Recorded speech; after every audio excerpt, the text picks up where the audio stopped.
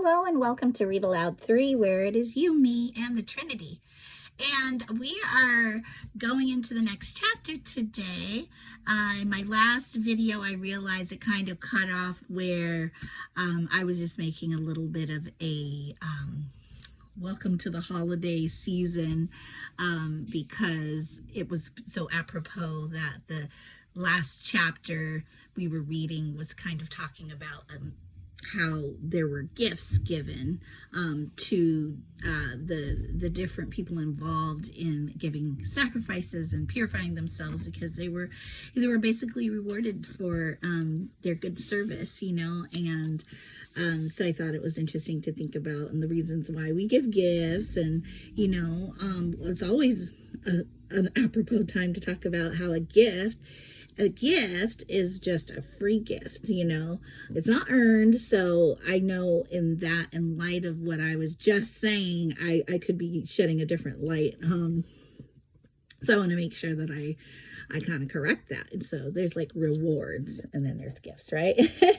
So, and then I was maybe going into that a little bit too at the end of that chapter of how, salvation is a free gift. And when we give gifts, it's just because we want to, and when, we should be, and then the rewards that are actually talked about in the Bible that we don't hear as often, I think maybe because we get a little shy about it, because we do want to make sure that it's very clear that the gift of eternal life is a gift, and it can't be earned. But when the Bible, I think it talks about rewards, and I need to study up on it because I've only heard about it a few times.